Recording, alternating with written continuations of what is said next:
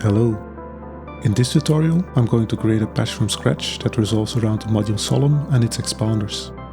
Solim is a module that I wrote myself after I started noticing that I often use the same chain of modules to work with chord inversions in chord progressions, and I wanted to perform certain operations that would have been more complex to patch with existing modules.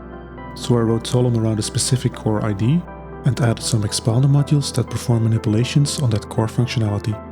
The end result of this patch will sound something like this.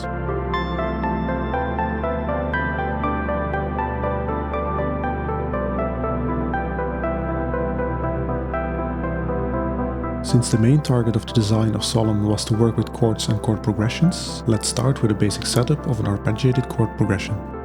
I already have a couple of modules here that are part of my usual starting setup. The MindMeld Mixmaster Junior with its Oak expander, the Valley Plateau reverb that is connected as a send effect, aux A going into plateau, and a plateau output going back to the mixer.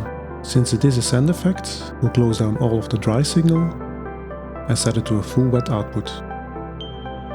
Give it a modulation depth of 10%, close the lows and the highs a bit on the reverb filter and on the input filter.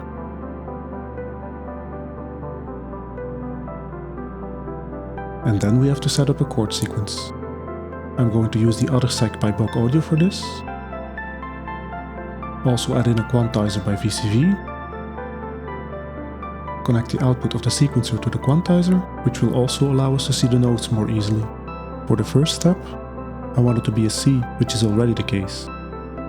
On the second step, I want it to move to an F chord. The third, a G.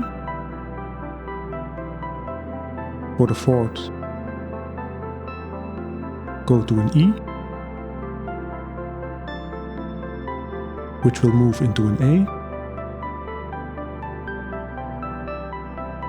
then back to an F for the sixth, which moves back to a G, and finish on another C, which we can leave as is. Move the steps back to the beginning, and in order to drive this sequence, we'll need a clock signal, which we can get from a clocked module by Impromptu. I'm going to leave it at 120 BPM, divide the first clock output by 8, and use that as a clock input for the sequencer, so that it moves to the next chord every 8 beats. Now to get the notes of the chords, we'll use a dIKT module by Bidoo. Connect its pitch input to the sequencer output, and now its outputs will give us the first, third, fifth, 7th, 9th or 2nd, 11th or 4th, and 13th or 6th of the active chords. And since our sequence is in C major, we can leave the root note and scale as is. So now we can use that to set up our arpeggiated chord sequence. Add in a 4-to-1 switch by VCV, connect it with the root, third and fifth outputs, switch it to 3-step mode, trigger it using our main clock, and also connect its reset to the clock.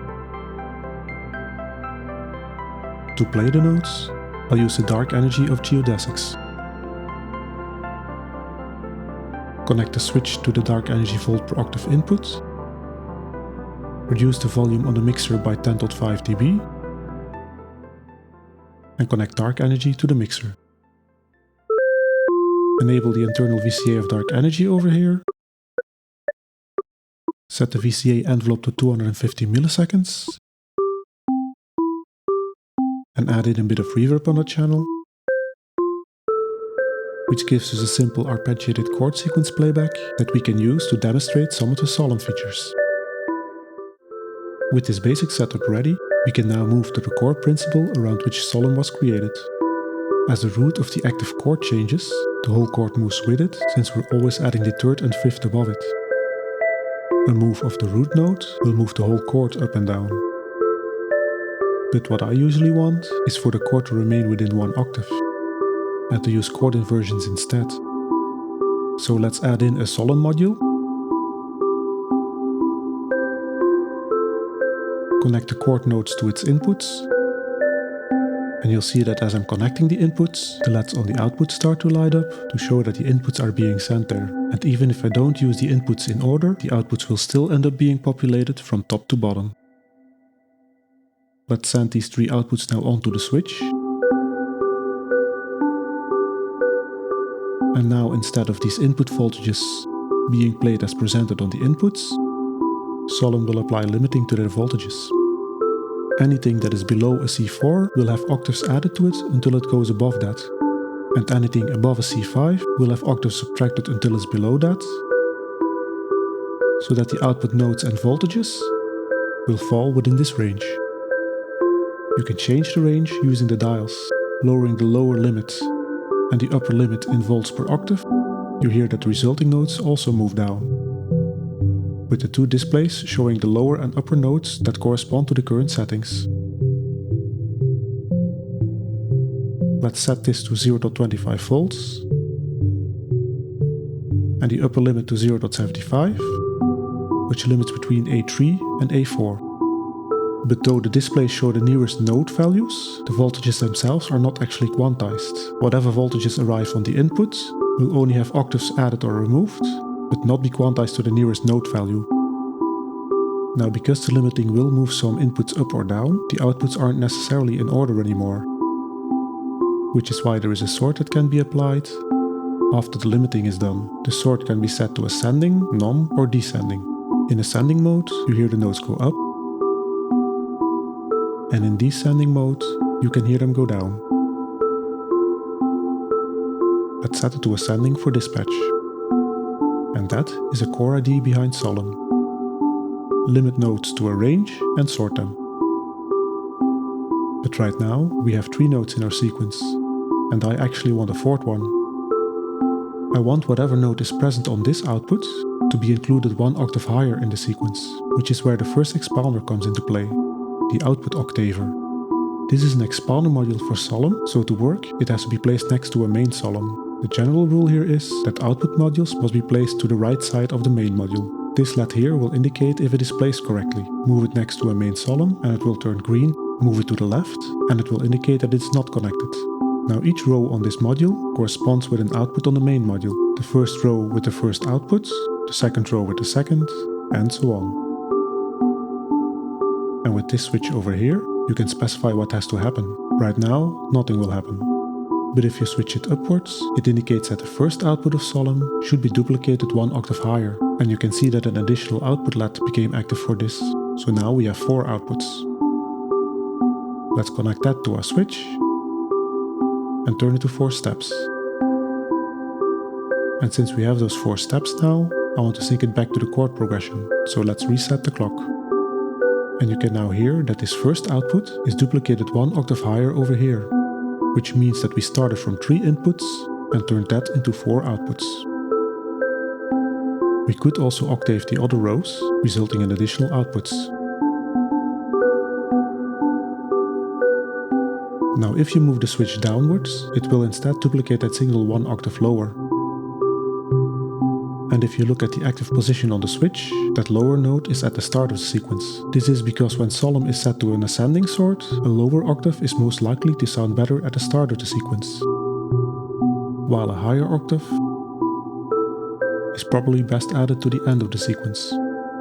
Now depending on which other expanders you add into the chain, it might be that the resulting sequence still ends up having some weird jumps in there, which is why this resort button is available. Enable this, and the Output Octaver will resort the final output according to the sort of the main Solim module. Now there is also this second column on the Octaver labeled Replace. Right now these buttons are disabled, but if you click on one to enable it, you'll notice that this 4th output LED has turned off. This is because Replace will specify that instead of adding an octave duplicate, the octave value should replace the original one. So right now this output value is that octaved value. Disable that again, and you get the duplicated octave again. And you can do that on each of the rows, choosing to either add octaved values as duplicates, or letting them replace the original values. Next I want to add a pad voice underneath the arpeggiated voice using the 1st, 3rd, 5th and 7th of the active chord. And I could add in a new Solim module to process these notes for us, but instead of that I'm going to add in some other expander modules for Solim. The input expander and the output expander. Like I said before, output expanders go to the right side of Solim, so let's move that over here and you'll see that this LED turns green. And the order of the output expanders doesn't matter, so we can switch them if we want. But move something else in between and a connection is lost. I'll put it over here. And the input modules have to go to the left side of the main module. And now this LED turns green to indicate it is connected. So now that we have an additional input and output, Solim will take these inputs and send the results to these outputs, and then process these inputs and set them to these outputs. So let's hook up our chord notes.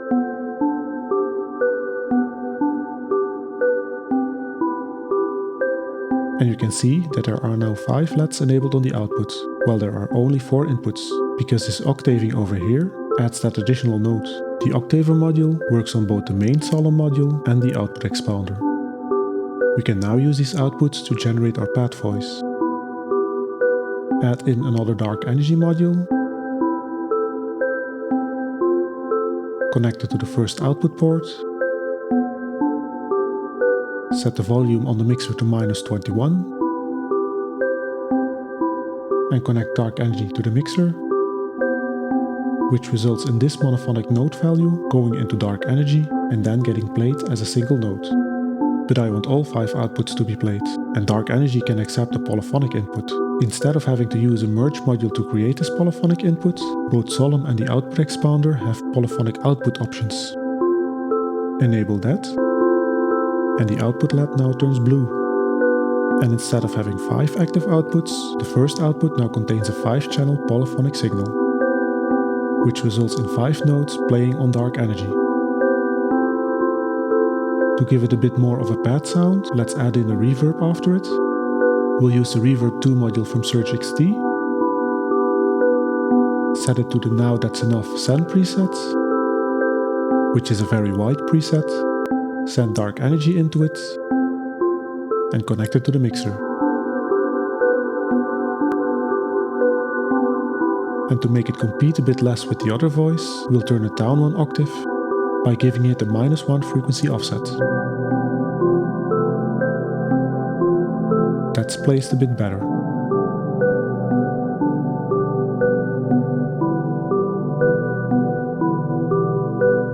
Let's shape that sound a bit more. Add some left cross modulation at 0.08 and right cross modulation at 0.05, which adds a bit more bass to that pad sound and completes the second voice. Let's also work a bit on the sound of that first voice. Add in a delay with the tap dancer module. Move the tempo all the way down to 60. Send the voice into the delay and connect that back to the mixer. Reduce the modulation rate to 2 Hz and the depth down to 10 cent. Going to reduce the ducking on the main output to 0.33 and also reduce the ducking on the feedback loop to 0.25 so we get some more feedback in there. Amplify it a bit more to 0.66 and we'll set the mix balance more towards the delay signal at 0.75. Now if I mute the pad voice for a second, you can hear that the delay has a strong cadence, which is strengthened by the 2.5 beats repeat of the feedback loop. If we change that to 2.25 beats instead, the repeats start to spread out a bit more, which fits better with the pad sound, I think.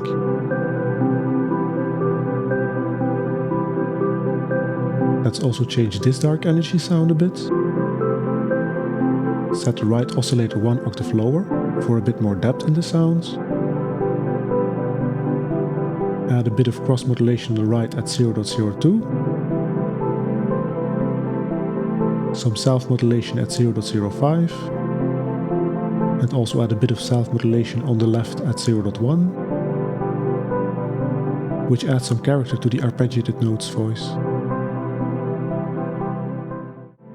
Now that we have an arpeggiated voice and a pad voice, we definitely also need to add a bass voice.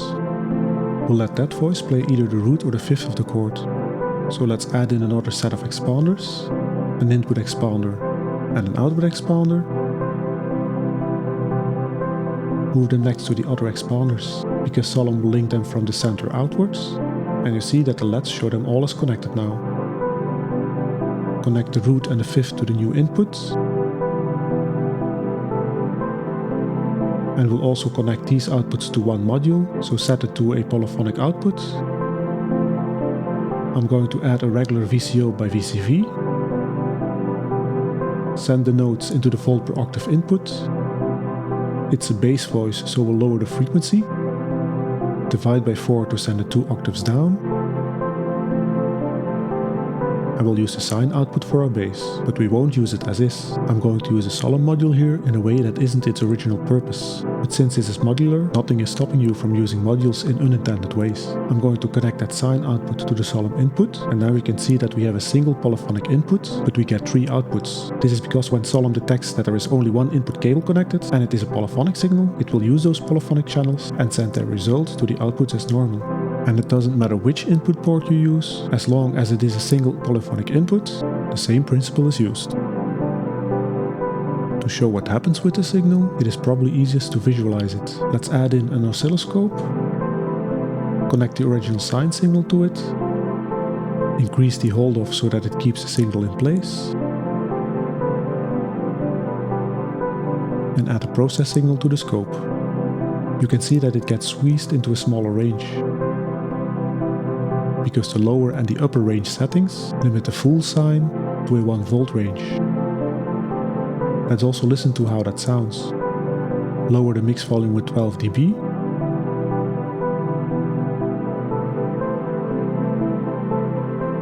Connect the output. Solo it for now, and you hear how it turns into a buzzing sound. And if we start adjusting the limiting on the lower end, you can see how the yellow process signal slowly turns back into the original sine wave, until at -5 volts it matches again, and the same applies to the upper limit. For this bass voice, let's lower the upper limit again, which immediately sounds a bit harsh. But we can soften that up with a filter module by VCV. Send the low pass output to the mixer, and the Solim output into the filter. Set the filter to 2750 Hz. And now we can change the lower limit to about -1.7. And the upper limit somewhere around 2.25. Bring in the other voices again. And now we have a much more interesting bass sound by using Solim to turn a regular sine wave into a voltage limited version. We can get rid of the oscilloscope now and move the bass modules to the side. Now that we have a bass, a pad and a more melodic voice, we'll add another melodic voice to interact with the first one. Since I want to do some other operations on this voice, I'm going to use a new Solim module instance for this, and I will give it some more note inputs, next to the root, third,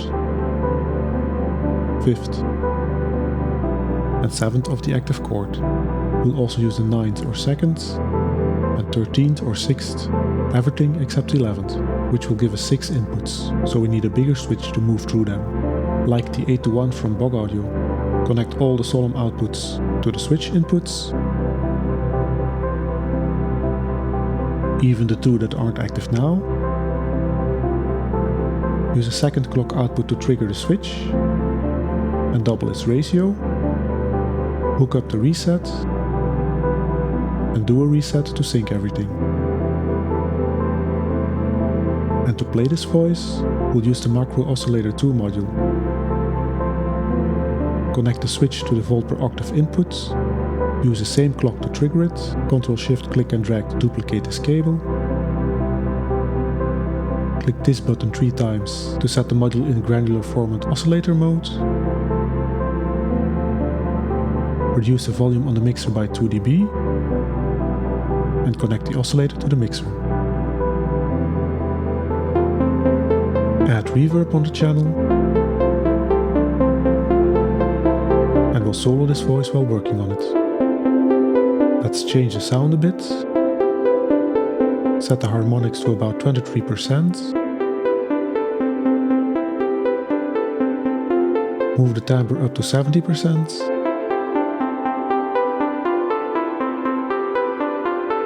And move the morph down to 42 to soften it up a bit again.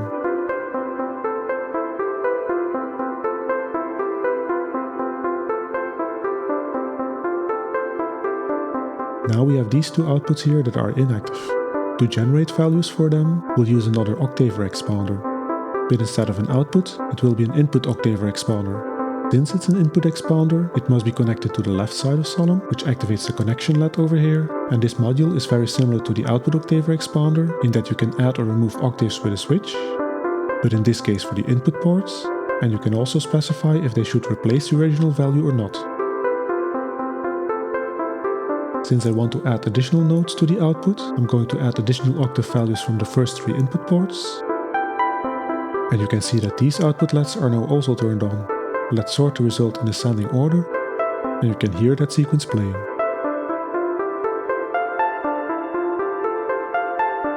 But there were only 2 inputs missing, while I added 3 octave values. This is because internally, Solim will keep track of all inputs and octaved values, even though it only uses the first 8 to send to the outputs. The reason I added the additional node to the internal sequence is because I wanted to add a final Solim expander module to this chain. And that's the SLR or Solim Random expander module. This module is not specific input or output, so I can put it both on the right side or on the left side of Solim. What this module does is play with the result order of Solim, and it can do that in 4 different ways, represented by these buttons. When you click the first button, it will choose one of the outputs at random and moves it either up or down. Click again and it picks another one to move, so when I click it, you can hear the sequence starting to change.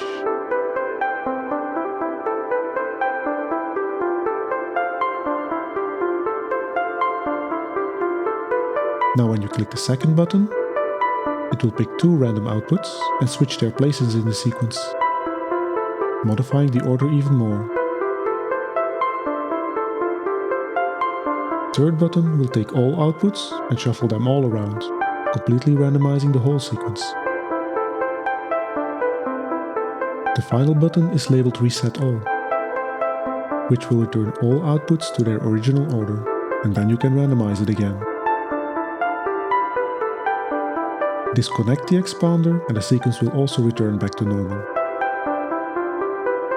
Now the reason why I added the 9th value with the Octaver is because the random expander will work on the internal longer sequence of Solim before it is reduced back to the maximum of 8 outputs. Let's use this trigger input to add randomization over time, and I don't want to constantly trigger the random expander, but instead use a Bernoulli gate to throttle the triggers.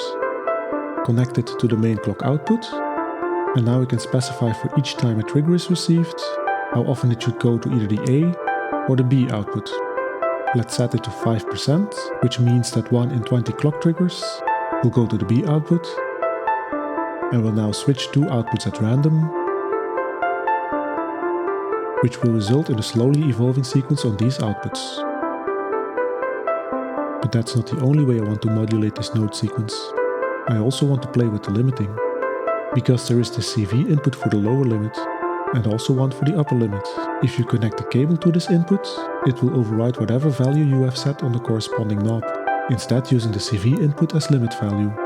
So to modify that over time, let's add in an LFO. We'll use the LLFO from Bogaudio, set it to a triangle waveform, And in the default setting, this module goes from minus to plus 5 volts, which would be 10 octaves, which is a bit much. So let's scale that down to 20%, which makes it move 1 octave up and 1 down. Connect that to the upper limit CV input. Set the LLFO in slow mode. And you can hear that limit moving now. But the LFO doesn't move in time with the notes, it jumps in between the clock pulses. To get that movement back in sync with the clock, we can use a sample and hold module from Bogaudio. Send the LFO into the sample and hold input, the output onto the upper limit of the CV input, and reuse the trigger from the switch to trigger the sample and hold, Ctrl Shift and drag to duplicate that cable. And now that movement is synced, even at higher LFO frequencies.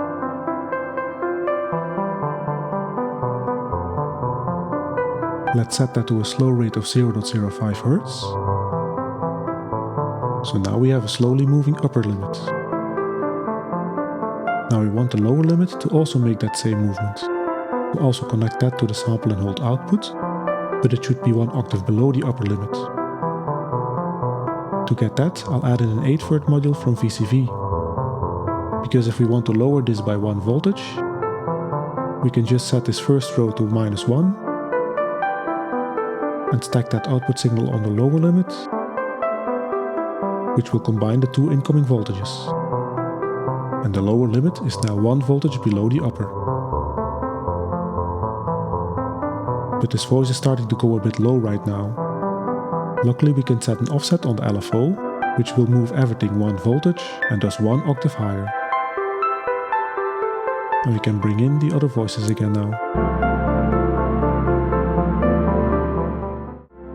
In the current setup, the last voice we added is overpowering the first one we created. But I did that because I want to do some additional work on that first voice. Let's first make some room next to that first voice.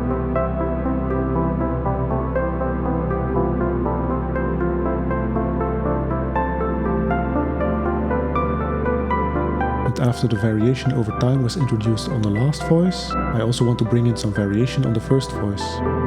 For this, I'll also add an Input Octaver expander to the first Solim chain, but instead of setting fixed values on the switch controls, I'll be using the CV inputs for them. The way this works is that if you send a positive voltage to the input, this will have the same effect as setting the switch in the upward position. A negative voltage will be interpreted as a downward switch, and 0 voltage is a center position. The same goes for the timing switch. Positive is up, and negative is down. And for the replace button, 0 or negative means not active, and positive means active. Now I want something that I can use to vary this over time. For this, I'll add the 4 rounds by stoermelder. This module has an outer ring with input ports, and 3 inner rings with output ports. And the inputs are paired together with a LED indicating which input is active. And the same goes for the output ports, also paired together with an active LED. For each input pair, one is active and the other is not. And for the paired outputs, there's also one active and one not. When the trigger is activated, the module will randomize which inputs and outputs become active in each pair. So I want to use that to activate the Solim Input Octaver inputs. Let's get a positive 10 volt from the 8-third module and hook that up to one of the 4 round inputs. And then we take the output and connect that to both the oct shift input and the matching replace input. And since we're now getting a positive voltage, this means that the first row is now getting an octave added, and that octave value should replace the voltage on each of these first input ports, which you can also hear in the output sound. And if we trigger 4 rounds a couple of times, we can see that this 10 volt input is no longer active. So instead this output sends 0 volts to the octaver, and Solim returns to the original state. But when this 10 volts is active, I don't want it to apply to all of these inputs. I just want it to apply to the sequence on Solim itself. Right now this is a monophonic single channel input. If we would supply a polyphonic input here, then each poly channel would apply to a specific input column. The first channel to the main Solim input, the second channel to the first input expander, the third to the next expander, and so on. So what we want is a polyphonic input with the first channel set to 10 volts, which would apply here, 0 volts for the second input, and again 0 volts for the third. I could use a regular merged module to create this, but since I want to do this multiple times, I'm going to use another knotting set of modules, being the polyphonic input and the polyphonic output modules. Here also, output goes on the right and input on the left. The input accepts up to 8 monophonic or polyphonic input signals, and it will combine the channels of all of these inputs together, which you can then redistribute on the outputs. For example, use the first 3 channels on the first output, the next 4 channels on the second output, and so on. So to set up our polyphonic input, we'll connect the 4 routes output to the first input, which the Octaver will use for the first input port, and then I want to add additional channels that remain on 0 volts. And if you connect nothing to these 2 inputs, they will be treated as single channel 0 voltage. Connect that to the input Octaver, and you can see that this poly signal has 10 volts from the first input and 0 volts from the next 2. And I can do the same for the next set of inputs.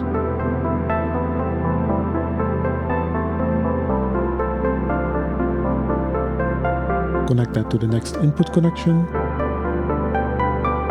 and use a second output on the second channel of the input Octaver.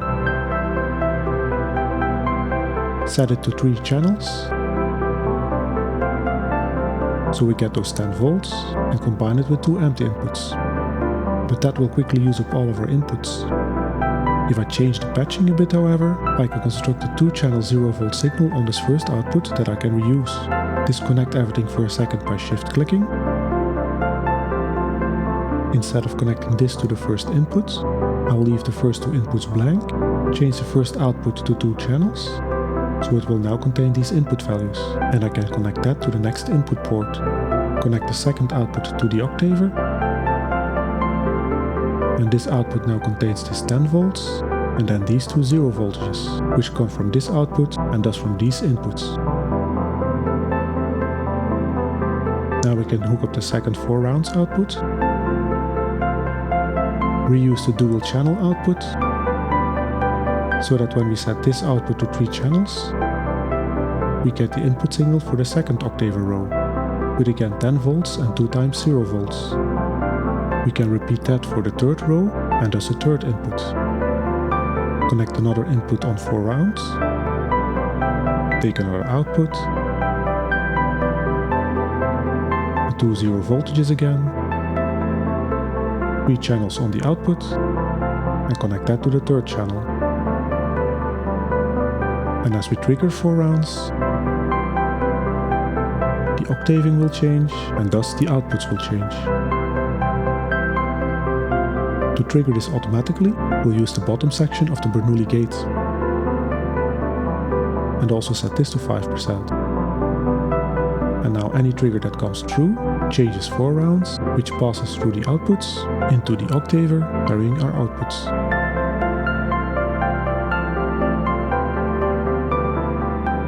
Now I want to do the same over here on our output Octaver, also send VCV input signals to that. But if I want another poly output, I need to be able to supply additional inputs, and they are all already in use. But just like Solim, we can chain the polyphonic input and output modules. Add in another polyphonic input module, and now this output module will first go to the inputs of this input module, and if it needs more inputs, it will move to the next one on the left of it and go through those inputs. So let's set up some additional inputs on 4 rounds. Grab one of the outputs,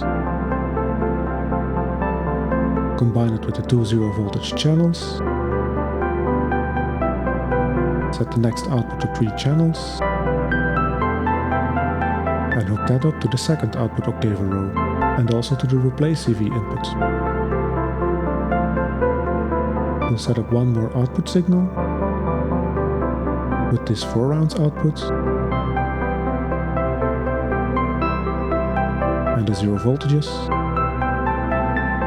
and connect that to the third output Octaver row.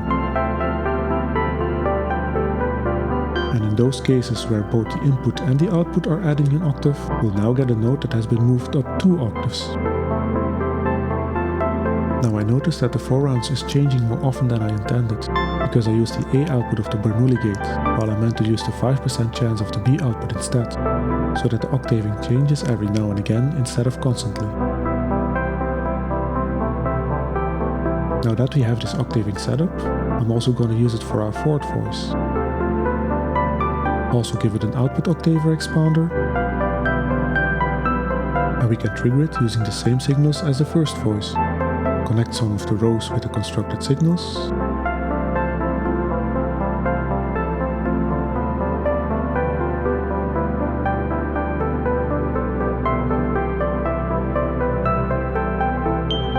connect the 5th row over here. I think I made a mistake here. Indeed, they should use the same signal. So we need to use the 4th PO output. And then the 7th row will connect to the last polyphonic output. So now the octaving of this voice will also change over time.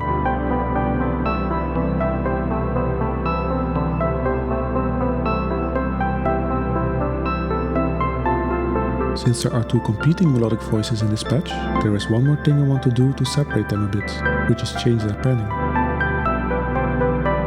Let's add in another LLFO. And we'll use that on the pan input of the mixer. Set it to a triangle wave. Connect the output to the pan input, which pans it too fast of course. So we'll set it in slow mode. And I don't want it to pan all the way left and right, but instead move only 75% there.